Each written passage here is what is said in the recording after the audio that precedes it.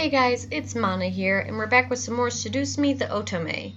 When we last left off, I may have made a big mistake that could possibly get Andrew killed.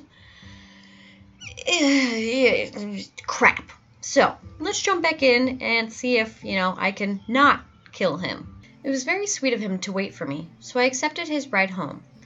Andrew smiled before heading back to the gates. I remained with my grandfather. I'm sure you're laughing where you are, Grandpa. I practically glared at the grave, but after a brief second, I smiled. He's a sweet guy, and he's a big fan of yours.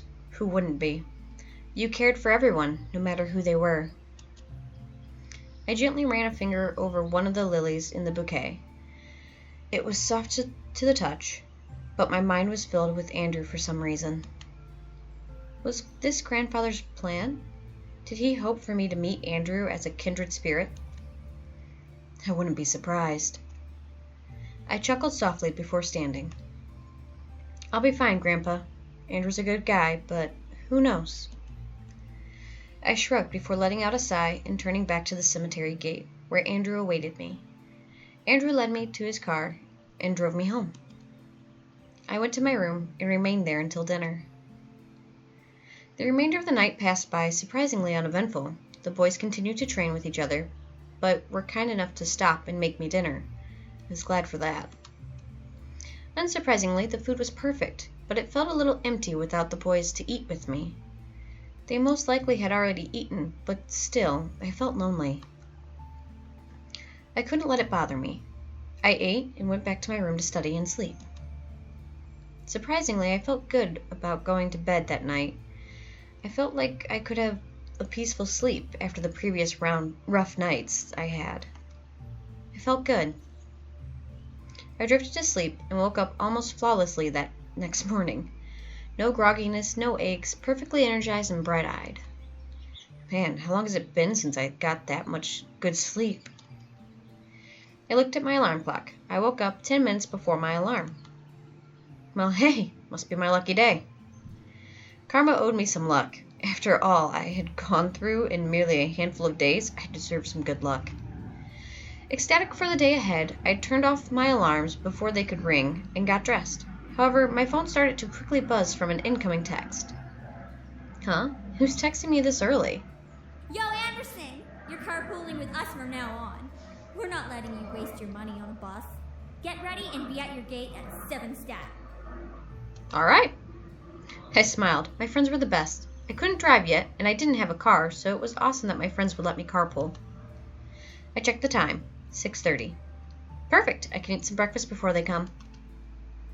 I packed my bag and carried it downstairs into the kitchen. I quickly made myself coffee and toast, not having time for anything big.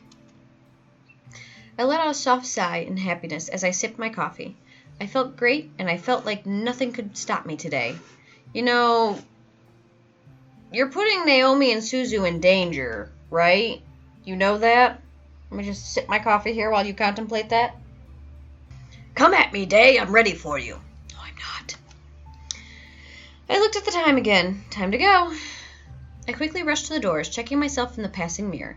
I wasn't wanting to impress anyone, but I still needed to look decent. And right on cue, Naomi drove up to the gates, with Suzu waving me down. I rushed out the door and we headed to school, talking about the homework and the day coming. We made it into the school without a hitch. Our lockers were in the same part of the hall, so we quickly unloaded what we needed to and got our important books and necessities. First incident of the day. As I walked towards Suzu and Naomi, who were both waiting for me on the opposite side of the hall, something hooked my ankle and made me fall forward. Whoa! Ow. Hey, are you okay? Who did that? Of course. The three of us looked back to see Lisette and her gaggle of girls. Lisette had a look of complete innocence, while the girls around her giggled like no tomorrow. Why, you little... Suzu, don't! I felt a giant fire of anger burn in my stomach as I stared at Lisette. Today was not the only time this had happened to me. However, it was clear now who was behind these incidents. Even if she was innocent and one of her goons did it, it was now obvious that Lisette was the mastermind just from the look on her face. She was no friend, nor would she ever be. I had to do something. Stand up and walk away, get her. Stand up and walk away, get her.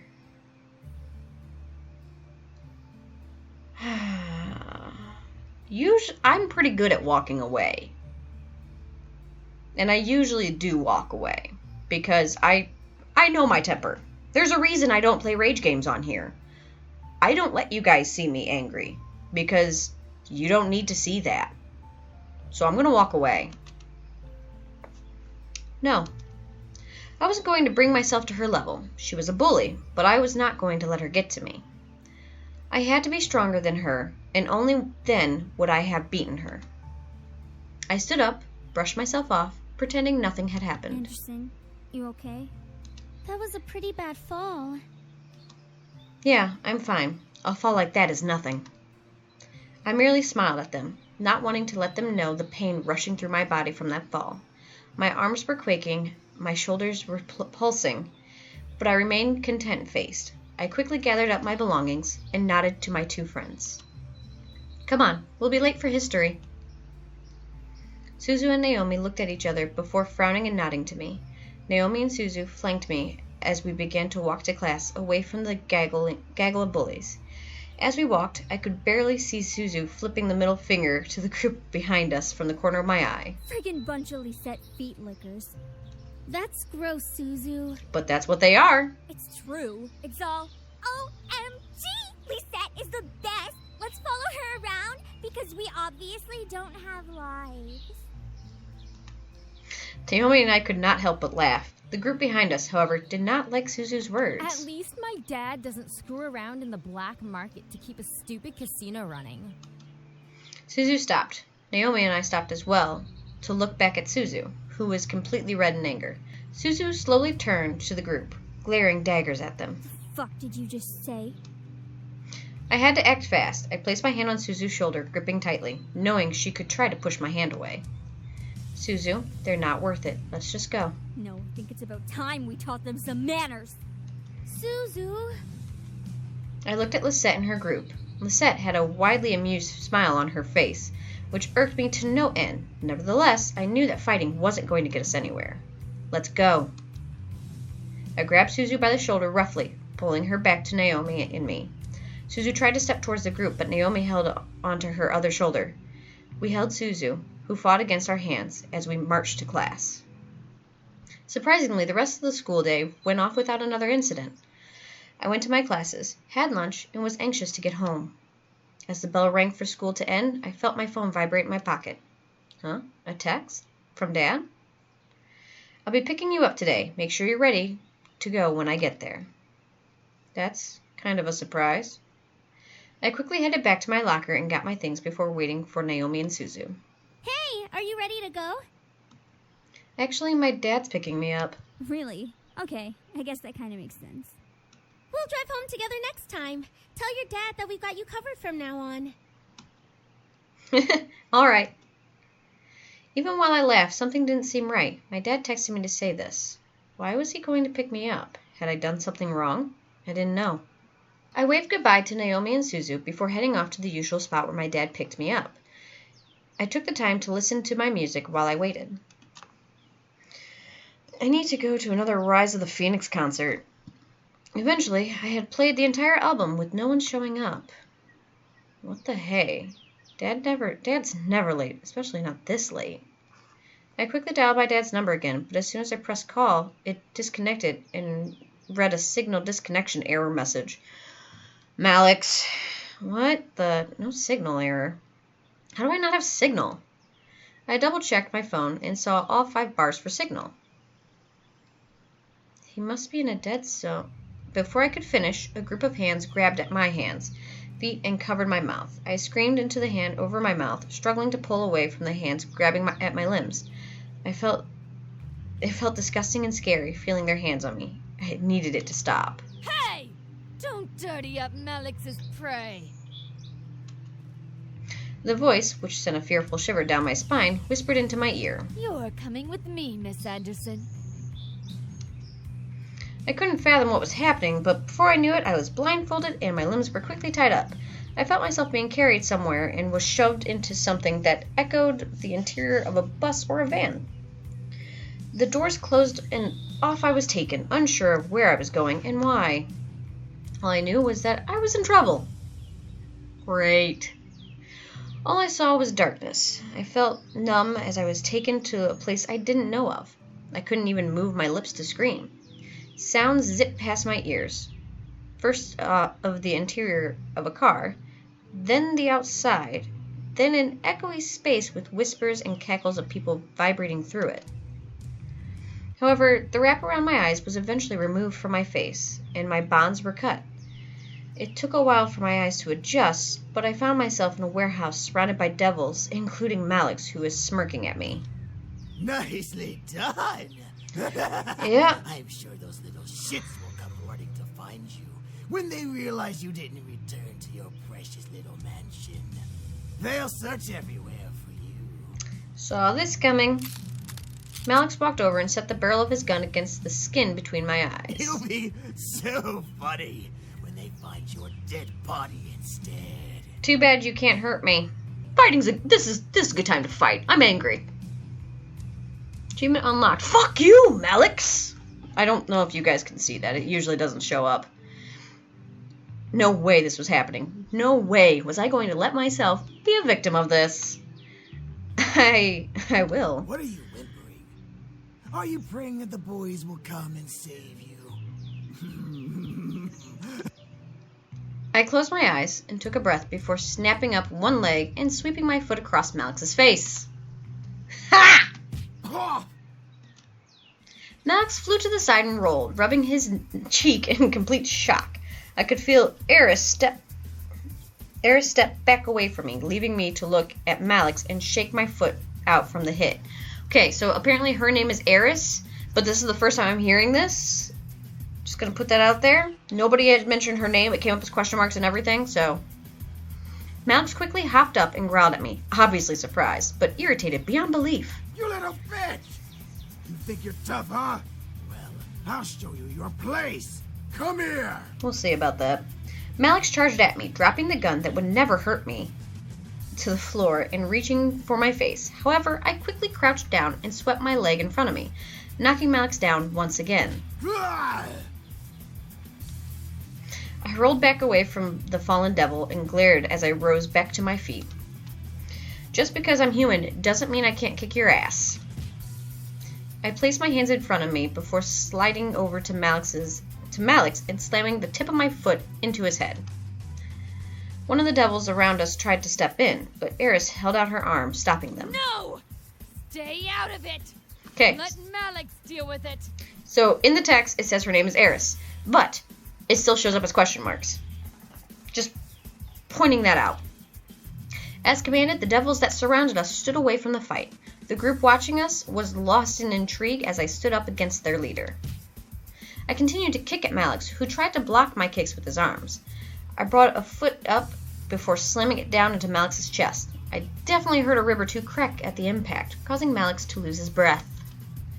What I didn't expect was him grabbing my leg and pulling it out from under me. I fell to the ground, landing with a loud thud. Ugh. I felt pain shoot up my arms and through my body at the impact my body had on the ground. I tried to push off, but the pain forced me to stay down.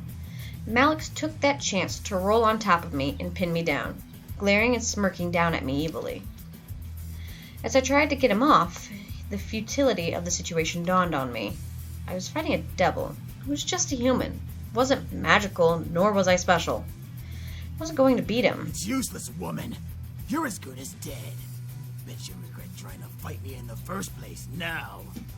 No, it's always better to put up a fight than give in.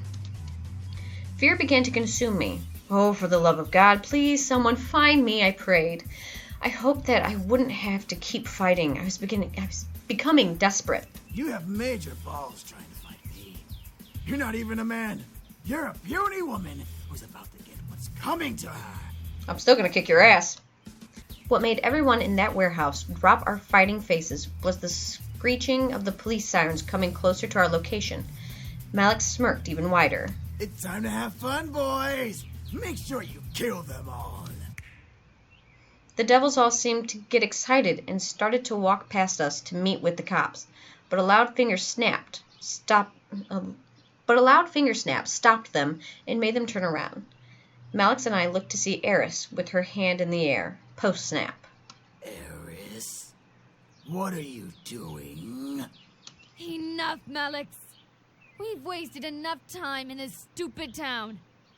I'm getting out of here, and I'm taking the rest with me. I didn't know whether to laugh or not. I bit my tongue as Malix got angry again. Like hell you are.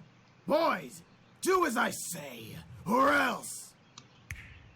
None of the boys moved. Eris snapped her fingers again, causing the boys to rush back past her and out another way from the warehouse. Malix, it's over. You can't even beat a human girl.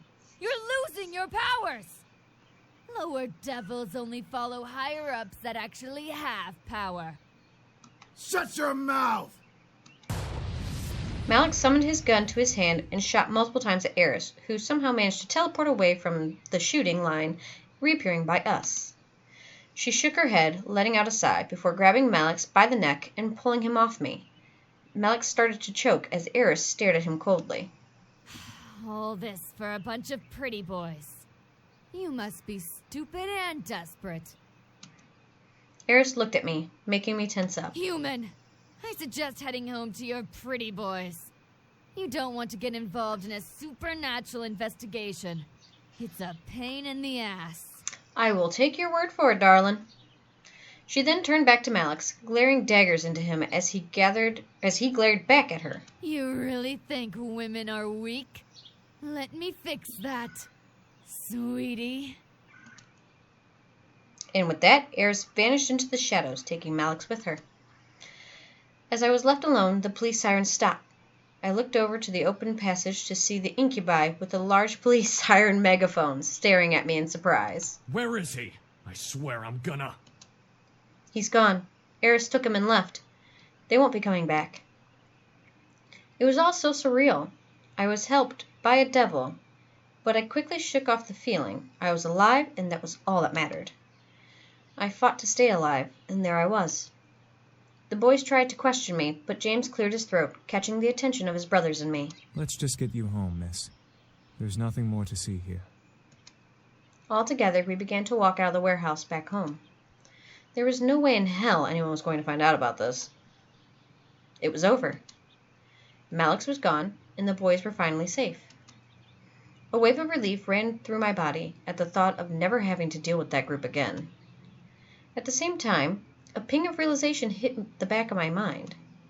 The boys were only going to stay until after Malix was defeated. That was our deal. As we approached home, I could feel something heavy weigh down my heart. It was late, but the boys led me inside and turned on the lights in the lobby. Finally, we can relax. It will be good to have some rest without devils breathing down our necks. I'm just tired. Can I hit the hay early? I think some sleep would be good for all of us. I looked at Damien, knowing he could read my mind, and frowned. I didn't want him to know about my thoughts on the situation. Yeah, bed sounds good. Alright guys, I'm going to call it there. A little bit of a cliffhanger because we don't know if they're going to stay or go. Or if Malix is going to come back. Who knows? I think he'll come back because, you know, he's an asshole. But that's just me thinking. I don't know. Don't post any spoilers. I hate people who spoil things. If you post a spoiler, you're going to be banned from commenting for the rest of the series. Sorry, but that's how it is. I don't like spoilers. Do not spoil this game for me. Okay? I love this. This is nice. I like this story. Alright? So, on that note, I am logging off now. I will see you guys later. And remember to do something nice for a stranger today. You may just save a life.